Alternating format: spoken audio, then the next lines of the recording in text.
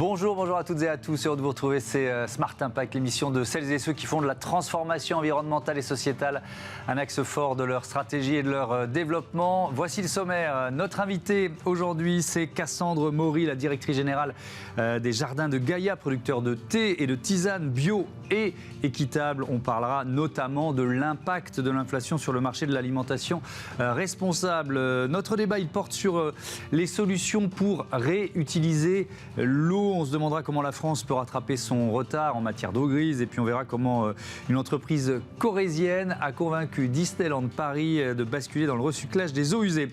Et puis dans Smart Ideas, la start-up du jour, c'est l'auto-école Drive Innov qui favorise notamment l'accès à la mobilité verte. Voilà pour les titres, on a 30 minutes pour les développer. C'est parti!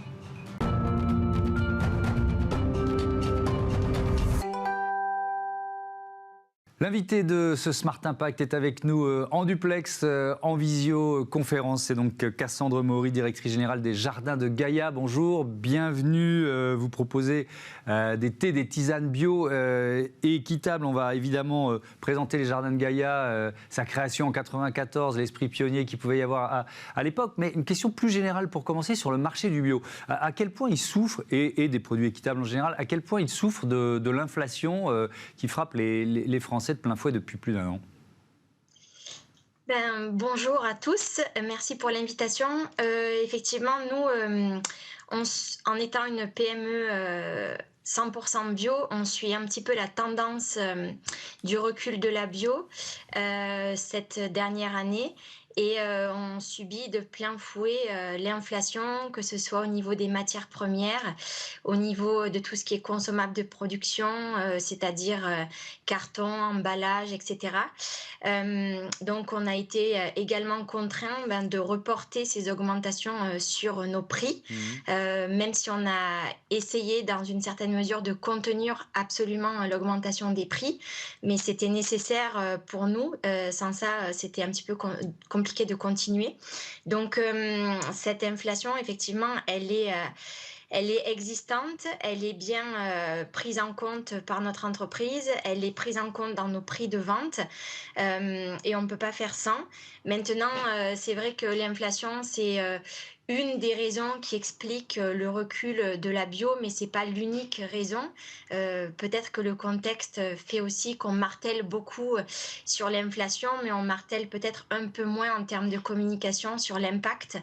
Et c'est surtout sur ce sujet-là qu'il faut qu'on s'accorde du temps pour réfléchir et pour véritablement voir ce qu'il y a derrière le prix et comprendre comment le prix est constitué. Bien sûr. Alors les Jardins de Gaïa, je le disais, entreprise fondée en 1994. C'était pionnier, ça existait à l'époque en France des thés bio équitables? Non, ça n'existait pas. Et donc, moi, j'étais pas là lors de la création, puisque c'est Arlette Romer qui a fondé l'entreprise avec cette volonté forte à l'époque de proposer des produits qui soient issus de l'agriculture biologique. Et ça a été notre cheval de bataille jusqu'à présent. Bien évidemment, au fil du temps, le marché s'est développé et la prise de conscience, etc. également. Mais à l'époque, on était vraiment les premiers à proposer ces produits issus de l'agriculture bio.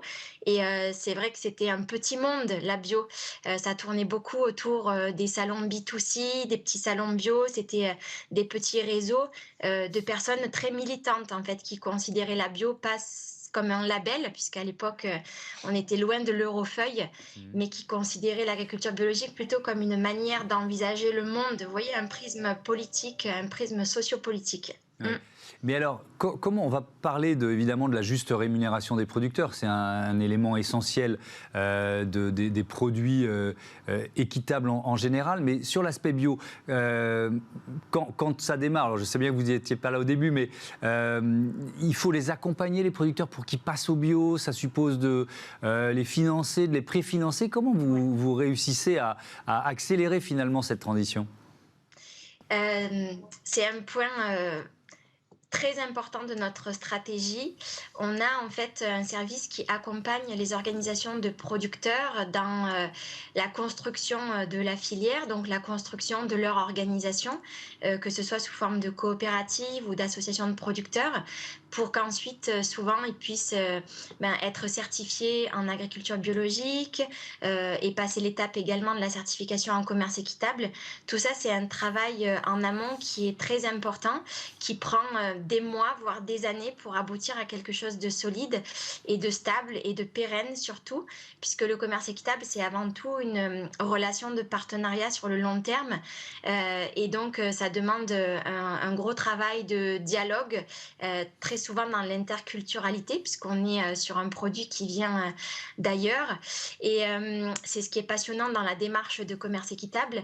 Donc, c'est un réel investissement à la fois humain, mais aussi économique pour l'entreprise, puisque ça demande souvent à l'entreprise d'avancer des fonds pour, par exemple, organiser les audits et payer les audits en agriculture biologique, voire en commerce équitable. Et puis, vous savez que le commerce équitable, c'est également le préfinancement des récoltes, le paiement d'un prix juste, le paiement d'une prime de développement au-delà du prix pour justement le développement des coopératives et des besoins des populations locales. Donc, ce n'est pas seulement un label, c'est ce que le label doit refléter. En fait, il faut garder en tête tout le travail important qui est mis en œuvre par les entreprises qui sont en commerce équitable sur les filières en amont, donc main dans la main avec les producteurs, qu'ils soient d'ailleurs de très loin ou de plus près. Puisque alors, on va en parler des producteurs plus près, pardon de vous interrompre, parce que votre siège, je crois, est en Alsace. Vous êtes en train de relocaliser, c'est ça, une filière de plantes à infusion. Expliquez-nous. Oui, c'est une démarche qu'on a entreprise il y a 1 an et demi dans la perspective de créer en fait des partenariats avec des producteurs sur notre territoire. C'est pas une chose évidente, comme je vous l'ai dit, ça prend beaucoup de temps de diagnostiquer déjà et de voir s'il y a un besoin sur le sujet dans la région. Et donc là, on a mis en place avec BioGrand Est un projet de diagnostic de territoire dans l'objectif de pouvoir travailler avec des producteurs qui seraient aussi intéressés de diversifier leur culture dans les plantes à infusion. Parce que vous voyez sur notre territoire des produits tels que le calendula, tels que la mélisse, tels que l'ortie, etc. peuvent très bien pousser sans aucun problème. Là, on n'est pas sur des territoires où le terroir va être un enjeu. C'est sûr que faire pousser de l'origan en Alsace, j'irai peut-être pas jusque-là, mais on peut tout à fait avoir des produits de très bonne qualité sur le territoire ici. Donc, c'est un projet qui a été monté il y a environ 1 an et qu'on va poursuivre. On aura normalement les premiers essais de récolte de la commune d'Ungersheim, donc au sud de Colmar, cet été. Donc, en fonction de ce que ça donne, on pourra poursuivre le chemin, même dans la main avec les producteurs. Ça va forcément améliorer votre bilan carbone, parce que vous le disiez, la difficulté quand on produit du thé, c'est qu'il vient c'est pareil pour les producteurs de café, il vient forcément de loin, voire de très loin. Quelle solution vous avez mise en place sur cette question des transports des marchandises ? Alors sur le transport, on est sur le front depuis 2015, c'est-à-dire la date à laquelle on a vraiment commencé à importer par container, par voie maritime et ensuite par voie fluviale, c'est-à-dire que les containers sont déchargés à Anvers et puisque nous avons la chance d'être proche du Rhin, les containers sont ensuite basculés sur des péniches et sont approvisionnés, arrivent sur le port de Strasbourg et ensuite livrés par camion chez nous. Ça nous permet de réduire notre empreinte CO2. Et par ailleurs, il faut savoir que sur tout ce qui est transport, nous avons un partenariat avec notre transporteur pour avoir chaque fin d'année le total des émissions carbone dues au transport. Et sur cette base-là, nous compensons volontairement nos émissions carbone, c'est-à-dire que nous achetons des crédits carbone. Tout simplement, nous achetons des crédits auprès d'ONG qui travaillent sur des projets certifiés Verified Carbon Standard dans différents pays du monde et qui permettent de financer des projets soit de reforestation, soit justement pour lutter contre la déforestation. Il y a un certain nombre de projets justement pour lutter contre le changement climatique. Bien sûr. Alors, il nous reste un peu plus d'1 minute. Je voudrais qu'on dise un mot quand même. Vous avez ouvert votre première boutique intégrée à Rennes, donc avec la marque Les Jardins de Gaïa. Pourquoi ce choix ? Ce choix, depuis 2016, on a le souhait d'ouvrir une boutique. On a fait un pop-up, c'est-à-dire une boutique éphémère à Paris en 2016. Ça a été vraiment un succès. À l'époque, la bio était en pleine croissance et on avait beaucoup d'autres choses à faire. On ne s'est pas vraiment concentré sur ce projet. Là, on a un revendeur indépendant qui a voulu faire autre chose de sa vie, qui vendait quasi exclusivement du jardin Gaïa sur Rennes et qui nous a proposé de reprendre la boutique. Donc on s'est dit c'est le moment et on va repenser le concept pour proposer quelque chose de nouveau et de novateur qui illustre vraiment la qualité de nos produits et notre démarche sur Rennes, parce que Rennes c'est aussi un territoire sur lequel il y a de forts engagements et où la marque est connue. Donc on a ouvert au mois de décembre l'année dernière et inauguré à la fin du mois de mars cette année la boutique à laquelle j'invite tout le monde à se rendre évidemment pour découvrir le nouveau concept. Et il y en aura peut-être d'autres dans d'autres villes. Merci beaucoup Cassandre Maury et à bientôt. Sur Bismart, on passe à notre débat. Comment rattraper le retard français en matière d'utilisation des eaux usées ?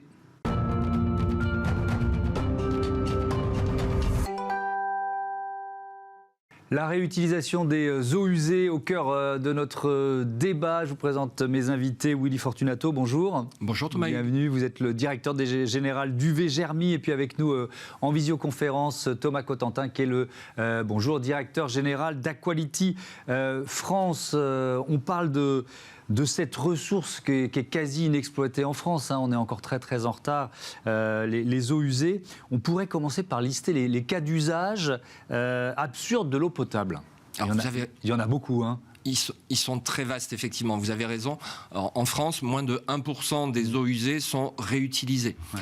Et par définition, l'eau potable, c'est l'eau qui est destinée à abreuver la population. Ouais. Et ça représente une fraction infime de ce qui est distribué en eau potable. Si on prend un foyer, 1% de l'eau d'un foyer est destinée à être bue. Tout le reste, c'est de l'eau d'usage. Donc c'est pour le nettoyage de la vaisselle, des sols, des voitures, l'arrosage du jardin, autant d'utilités qui n'ont pas besoin d'être opérées par de l'eau potable. Ouais. En industrie ou dans les villes, l'irrigation des centres-villes urbains, le nettoyage des rues sont actuellement opérés avec de l'eau potable et c'est évidemment un luxe dont nous n'avons plus les moyens. Effectivement, parce que pendant très longtemps, la France était d'une certaine façon béni des dieux en matière de ressources en eau, si on se compare à des pays évidemment du sud de l'Europe ou alors encore plus loin vers le sud, sauf que maintenant on a bien compris que les sécheresses risquaient d'être répétitives été après été et peut-être même hiver après hiver. On a vu ce qui s'est passé au mois de février. Alors je voudrais qu'on comprenne votre technologie. Vous utilisez les ultraviolets, c'est ça, pour filtrer l'eau ? Tout à fait. Comment ça marche ? En fait, le rayonnement ultraviolet est un phénomène naturel qui est émis par notre astre, le Soleil, et qui permet de détruire l'ADN et l'ARN qui sont les briques initiales du vivant. Donc nous, à UV Germi, on reprend ce phénomène naturel, on l'amplifie, on le canalise pour dépolluer les milieux, l'eau, l'air ou les surfaces. S'agissant d'eau, l'idée c'est de canaliser une ressource en eau, de la traiter par UV pour assurer son utilité sans risque biologique. Parce qu'avec la restriction de la quantité d'eau, il y a aussi une diminution de sa qualité avec un risque biologique accru. UV Germi, on est en capacité de maîtriser ce risque biologique pour la réutilisation des eaux. Thomas Cotentin, je me tourne vers vous. Aquality, alors il y a des solutions de récupération des eaux de pluie, on va en parler dans un court instant, mais sur le recyclage des eaux usées, c'est quoi votre technologie, c'est quoi vos procédés ? Alors nous, on est focalisé sur la valorisation et la réutilisation des eaux grises. Les eaux grises, qui est on va dire une sous-famille des eaux usées, des eaux non conventionnelles, comme on dit maintenant. Et en gros, les eaux grises, c'est principalement les eaux savonneuses qu'on utilise pour notre bain, pour notre douche. En gros, tout ce qui sort de la salle de bain. C'est, comme ça a été très bien dit, c'est des eaux qui sont faiblement polluées et on a, à l'échelle d'un foyer, à peine la moitié de la consommation qui peut être remplacée par des eaux non potables telles que les eaux grises. Et donc, nous, on recycle ces eaux grises qui sortent de votre salle de bain pour réalimenter derrière des usages tels que la machine à laver, tels que les WC, et puis aussi l'arrosage, le nettoyage de la voiture, des terrasses. Toutes ces applications qui n'ont pas besoin en effet d'eau potable. Votre système, il s'adapte à toutes les tailles de bâtiments. D'ailleurs, on peut être dans une maison individuelle ou même dans un appartement ou alors dans une grande entreprise, par exemple ? Oui, il y a des technologies, c'est qu'une question d'échelle, donc ça peut aller de la maison individuelle à un hôtel, à un gymnase, à une résidence. Il y a toutes les solutions pour tous les projets. Alors on va rentrer un peu dans le détail de certaines des solutions que vous avez mis en place les uns et les autres. Par exemple, Willy Fortunato, vous avez signé un partenariat avec Disneyland Paris. C'était à la fin de l'année 2022. C'était quoi le cahier des charges? De quoi il s'agit? Alors, pour être exact, ça fait longtemps qu'on a équipé Disneyland Paris. D'accord. D'un appareil qui permet de réutiliser les eaux usées traitées en sortie de la station d'épuration. Et pour faire quoi? Pour arroser les parcs, pour nettoyer les voiries et également pour les jeux d'eau. Donc les économies par rapport à la ressource en eau potable sont énormes. C'est environ 700 000 mètres cubes d'eau potable économisés par an sur un site comme Disneyland. Mais il y a d'autres projets au fur et à mesure que le parc grandit pour continuer à trouver et à exploiter les eaux usées traitées pour ces usages-là. Et les exemples de Disney sont duplicables à l'échelle d'une ville, d'une agglomération, et UV Germy accompagne de nombreuses villes pour le nettoyage des voiries, par exemple, à partir d'eau usée traitée. Et le partenariat de la fin de l'année dernière, c'est quoi? C'est une montée en puissance avec les nouveaux parcs qui sont créés? C'est quoi? Absolument, c'est l'idée, c'est de continuer à être vertueux sur la ressource en eau, sur un parc qui est d'une ampleur particulièrement intéressante, avec des consommations d'eau très fortes. Donc ça avait été anticipé. Est-ce que l'année qu'on vient de vivre, avec ce que je disais, ces deux sécheresses successives, été, hiver, j'imagine que vous voyez des clients potentiels, des prospects arriver et se dire qu'est-ce qu'on fait des eaux usées? Vous avez des solutions? Ça marche ailleurs? Comment ça se passe là depuis quelques mois? Alors, est-ce que ça marche ailleurs? Oui. Vous parliez tout à l'heure des Européens du Sud, l'Espagne, l'Italie, la Grèce, qui sont à plus de 10, 15, 20% d'eau usée traitée réutilisée. Donc, ils ont ouvert la voie, le cap est fixé, et c'est évidemment ce qu'il faut qu'on fasse en France. Il y a de nombreux sujets en industrie, dans les collectivités, mais malheureusement, il y a encore des freins administratifs et réglementaires qui sont forts pour la réutilisation des eaux usées. Les freins réglementaires? C'est quoi? Par exemple, pour réalimenter l'eau des toilettes, il faut que l'eau soit potable. Par dérogation, depuis 2 ans, ça peut être de l'eau de pluie, mais on n'a pas le droit de mettre des eaux usées traitées pour les chasses d'eau des toilettes. C'est totalement absurde. C'est complètement absurde. Et ça freine évidemment les projets. De la même façon, le nettoyage des rues avec des eaux usées traitées n'est actuellement réglementairement pas possible. Donc il suffit quoi? Il ne faut pas une loi, ça? C'est quoi? C'est un décret? Ça peut être assez simple à mettre en œuvre? Mais c'est extrêmement simple. C'est une volonté politique. Et c'est ce que tout le monde attend, que ces freins réglementaires se lèvent pour être en capacité de faire face à l'urgence, d'aller très vite sur le déploiement des projets. Thomas Cotentin, vous êtes également président de l'IFEP, qui est le syndicat professionnel des métiers de valorisation de l'eau de pluie. Est-ce qu'on est là aussi sur une ressource sous-exploitée en France? Oui, c'est sous-exploité. Alors, juste petite rectification, la loi autorise à réutiliser l'eau de pluie dans les bâtiments depuis 2008, mais en effet, c'est la seule exception. C'est la seule exception à ce jour, c'est-à-dire que si ce n'est pas de l'eau de pluie, ça doit être de l'eau potable. Et on sait aujourd'hui que la technologie elle permet de faire tout un tas de choses. Et l'eau de pluie, oui, c'est là aussi encore une ressource qui est sous-exploitée, parce que l'eau de pluie, elle tombe partout, différemment, dans des quantités là aussi variables suivant où on se situe, mais c'est une ressource qui est à la portée de tous. Et la valorisation de l'eau de pluie, elle a un double bénéfice, c'est que c'est autant d'eau qu'on ne va pas chercher dans les nappes profondes, mais aussi ça permet de gérer les abados, ce qu'on appelle les abados, en cas d'orage, quand justement il y a un excès d'eau de pluie. Alors on va prendre un exemple. Pardon, je vous interromps. On va prendre un exemple avec le nouveau campus AgroParisTech. Qu'est-ce que vous avez mis en place avec eux? Par exemple, sur le campus là-bas, l'idée, ça a été de récupérer un maximum d'eau des toitures pour ensuite, c'est logique au regard de leurs études, d'utiliser cette eau pour associer et arroser cette eau de pluie vers tous les espaces verts.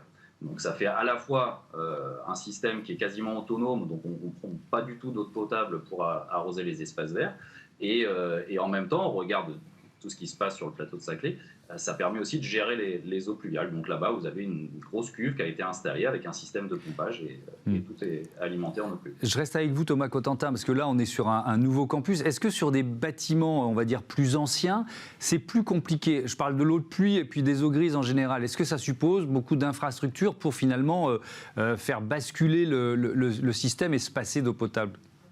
Oui. on ne peut pas le nier. C'est un peu plus compliqué parce que forcément, on est obligé de respecter des normes sanitaires qui sont très strictes. C'est-à-dire qu'à aucun moment, on doit se retrouver à mélanger dans un même tuyau de l'eau potable et de l'eau qui ne l'est pas, de l'eau de pluie ou des eaux grises, peu importe. Donc c'est vrai que quand on est dans un bâtiment existant, ça peut être un peu compliqué de se retrouver à tirer ce qu'on appelle des réseaux séparatifs. Donc voilà, c'est un petit peu plus compliqué. Dans le neuf, ça s'anticipe et ça se prévoit. Dans l'existant, il y a des bâtiments qui se présentent, qui se prêtent plus à ce type de travaux que d'autres. Willy Fortunato, dans les nouveaux projets immobiliers, est-ce que cette dimension-là, ce dont on parle ensemble depuis une dizaine de minutes, elle est encore sous-estimée ou sous-utilisée ? Vous avez parfaitement raison. Malheureusement, ce n'est pas encore, même sur les projets immobiliers nouveaux, complètement d'actualité. Au niveau des entreprises, au niveau des promoteurs, ça devient un sujet qui les intéresse. L'hôtellerie de plein air, parce qu'ils touchent du doigt que la disponibilité de l'eau n'est plus garantie. On a parlé de l'énergie pendant longtemps, il en va de même pour l'eau. Donc les industriels sont plus sensibles à s'équiper et à prévoir très rapidement des solutions qui leur permettent d'être moins dépendants de la ressource. Mais il y a une vraie urgence à accélérer sur l'ensemble des solutions, et notamment du stockage et de l'évolution des bâtiments. Est-ce qu'il y a encore un frein psychologique ? Je ne sais pas s'il y a un frein psychologique. Il y a sûrement une méconnaissance des cycles de l'eau. C'est pour ça qu'on a autant abusé. C'est pour ça que les solutions n'ont pas été mises en avant. Mais il n'y a aucun risque à utiliser de l'eau de pluie ou de l'eau grise pour les chasses d'eau des toilettes ou pour irriguer ses jardins. Et techniquement, on sait parfaitement maîtriser la situation. Aujourd'hui, le risque principal, il est de manquer d'eau. Ouais. Et on peut, je reste avec vous, Willy Fortunato, il y a des degrés, enfin on peut choisir en quelque sorte son niveau de recyclage de l'eau, c'est ça ? En fonction de l'usage qu'on va en faire ? Bien sûr, et c'est l'idée, pour pouvoir savoir quelle est la bonne solution, il faut faire du cas par cas. Il faut savoir dans un foyer, est-ce qu'on est sur une habitation individuelle, est-ce qu'on est sur un appartement, et derrière, quels sont les principales sources de l'utilisation d'eau. Et une fois qu'on a fait ce diagnostic-là, on voit les solutions à déployer en fonction des besoins. On ne remplira pas et on ne mettra pas les mêmes technologies si on a besoin de remplir une piscine, d'irriguer un jardin ou juste de faire du nettoyage de linge ou de vaisselle. Ouais. Thomas Contentin, un dernier mot peut-être sur les mesures annoncées par le président de la République dans son plan eau. Est-ce qu'elles vous semblent à la hauteur des enjeux ? Malheureusement, c'est des mesures qui nous ont un peu déçus. Parce que bon voilà, déjà il manque d'aspects concrets et puis les objectifs qui ont été fixés, ils sont quasiment en recul par rapport à ce qui avait été annoncé à l'issue des assises de l'eau en 2019. Donc pour nous c'est un peu décevant, sachant que par rapport à ce que vous disiez tout à l'heure, non, le grand public il est prêt. Il y a le baromètre du CIO tous les ans, on est de l'ordre de 80-85% des Français qui sont prêts à utiliser des eaux usées traitées ou de l'eau non potable pour certaines applications. Donc en plus, le grand public est prêt. Nous, on le voit bien par rapport à nos entreprises, les demandes qu'on a qui remontent du terrain et des particuliers, c'est phénoménal. Et aujourd'hui, nous, on est vraiment dans une démarche de se dire, un peu dans ce qui vient d'être dit précédemment, à chaque usage, sa qualité d'eau. C'est-à-dire qu'aujourd'hui, on ne peut plus se permettre d'utiliser de l'eau potable pour toutes les utilisations. Donc il y a des solutions techniques. Les industriels français, ils sont prêts. Et c'est pour ça qu'on a été un peu déçus parce que aujourd'hui, voilà, il y a une attente qui est énorme, il y a des solutions techniques et le plan manque sans doute, à notre avis, d'ambition à court terme parce que l'urgence, elle est là. Merci beaucoup, merci à tous les deux et à bientôt sur Bismart. On passe à notre rubrique Start-up. Et si on repassait notre permis de conduire ?